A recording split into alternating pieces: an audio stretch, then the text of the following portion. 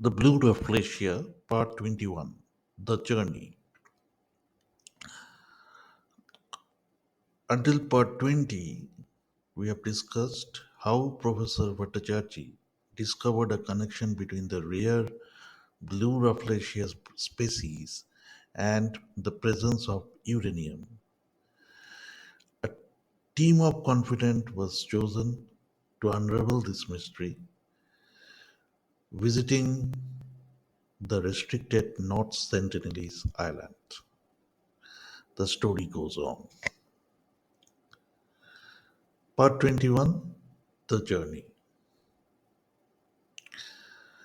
The first instances of Bhattacharjee was spotted in Andaman and Nicobar Islands.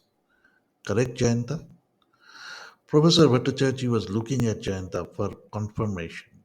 Jayanta was focused on his laptop, waiting for a message from Anjali.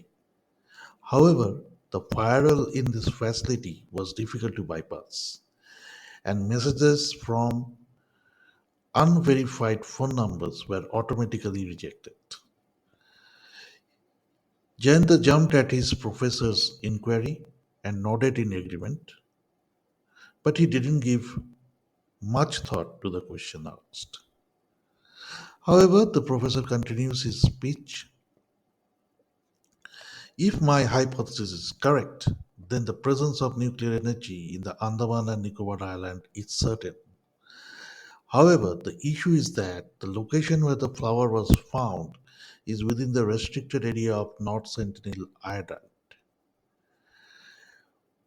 where the Sentinelese tribal or tribes resides. As you know, they are known to be highly dangerous and can attack without any provocation.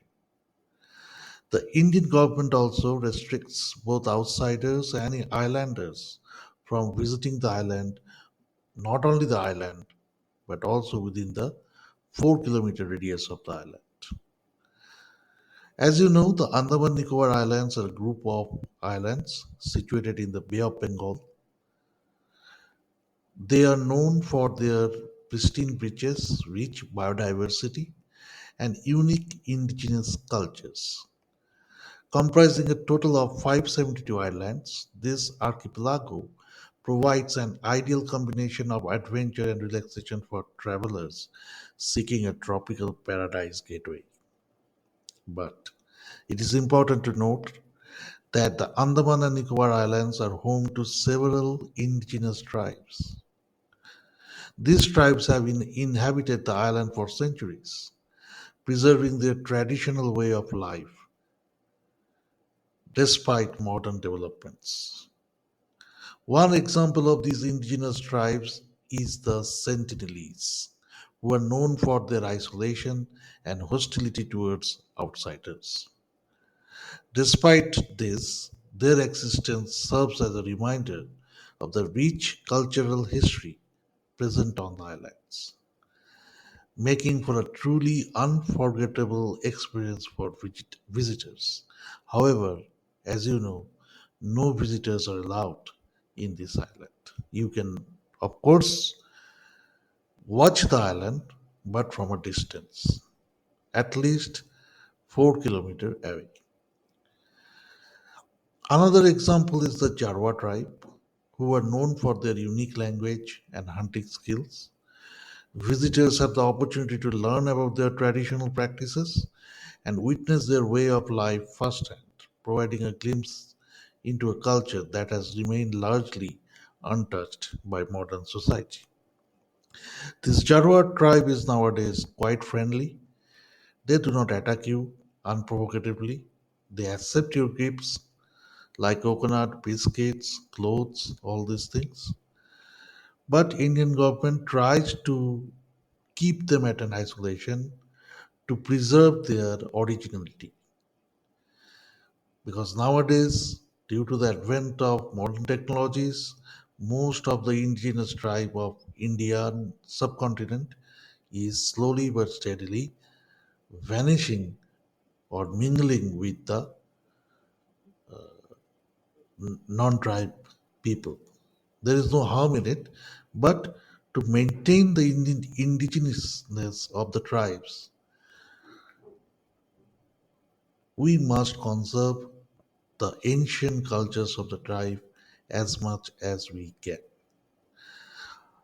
Now, the Sentinelese tribe residing on North Sentinel Island has maintained their traditional way of life for thousands of years, resisting outside influence and contact. Similarly, the Jarwa tribe of South Andaman Island continues to practice hunting and gathering techniques that have been passed down for generations, offering visitors a rare glimpse into a way of life that has remained unchanged for centuries. But as I told you, the North Sentinel Island, where the first picture of B.Rafflesia was captured, is off limits to visitors. The island is home to the Sentinelese, an isolated indigenous tribe that has chosen to remain secluded from the modern world. The Indian government has imposed restrictions to protect the tribe from diseases they have no immunity to, and to protect outsiders from the tribe. The Andaman and Nicobar Islands Protection of Aboriginal Tribes Act of 1956 prohibits travel within 5 nautical miles or 9.3 kilometers of the islands. Constant armed patrols prevent outsiders from entering. But as is the case in everywhere, you can you are ultimately allowed to visit within 4 kilometers of the island, not 9.3 kilometers as the act suggested. Now, why these tribes are very dangerous? In recent years, as recent as 2018, an American named John Allen Chow was killed while visiting the island illegally as a Christian missionary. In 2006 also, two Indian fishermen were killed by the tribe after their boat inadvertently drifted onto the island. So they are totally hostile towards outsiders. Either it is Indian or it is foreigner, doesn't matter. If you go near to them, they will kill you. And they use bow and arrow for this. And in the tip of the bow, they apply a poison which is available only in their forest. That is the forest of the North Sentinel Island. So they apply that poison in the tip of the bow, and they threw the arrow or fired the arrow towards you. One touch of the arrow, you are done for. No one can save you. But on the other hand, the Jarwa tribes lives on the western coast of the Middle and South Andaman Islands. The Jarwa tribes are also nomadic hunter-gatherers who subsist on a traditional diet of wild boar, turtles, crabs, fish, fruits, etc. Initially, they are also hostile to the outsiders. However, the first friendly contact was made in the year of 1974, and since then, the Jarwas are not hostile to the contact team, which goes to give them coconut, banana, and other fruits. But they continue their indigenous way of hunting and gathering foods. They hunt wild pigs, monitor with lizards with their bows and arrows, but they do not kill anybody, any human being. Generally, they do not kill. And although Indian Supreme Court in 2002 ordered that the highway through the Jarwa Reserve, there is a highway through the Jarwa Reserve forest, that should be closed. Supreme Court had ordered in the year of 2002, but it remains open and tourists use it as human safaris to the Jarwa. And what it results is the diseases of the outsiders is infected, Jarwas are infected with those diseases, and they are not immune to it, and they do not have adequate medical supply also. So such type of disease can kill and even wipe the tribe out.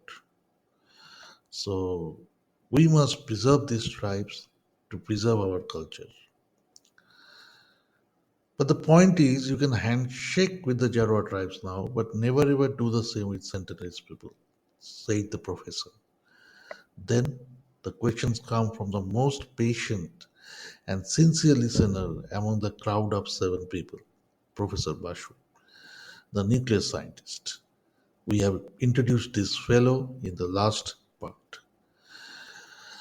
Yes, Mr. Patnaik and Mr. Bakshi, would you like to add something here? Queried the professor.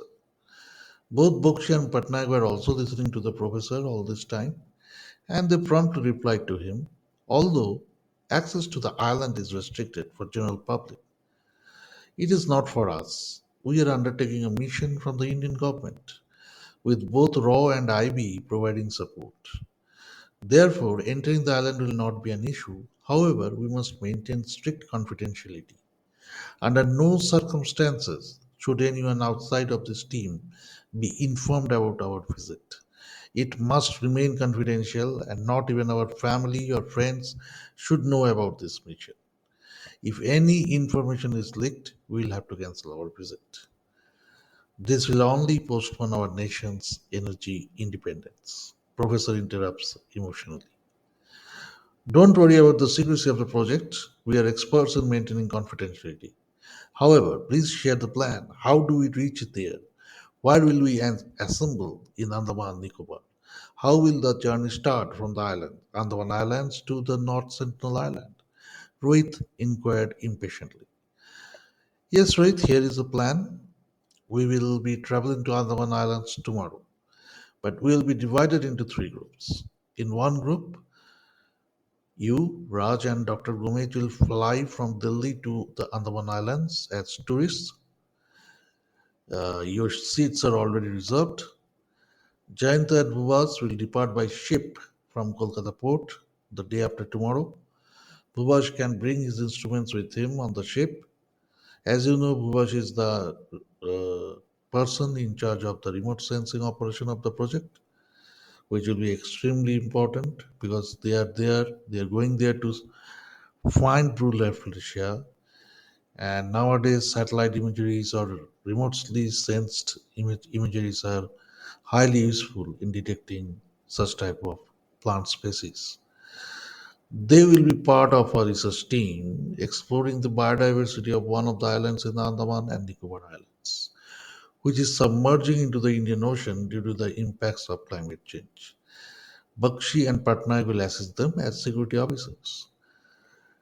And Professor Basu and I will travel there by a reserved steamer from Puducherry 5 days from now. We will disguise ourselves as a member of a team from the Institute of Oceanography, Chennai. Professor Porges. So that much for part 21, and at the, in the next part, the journey will be started and how they reach Andaman Nicobar Island and what happens after then will be discussed. So if you like the story up to this part, then please subscribe or share this newsletter so that I feel encouraged to create the next part. Thank you for your patient listening of this of the audio version of the story. See you in part 22.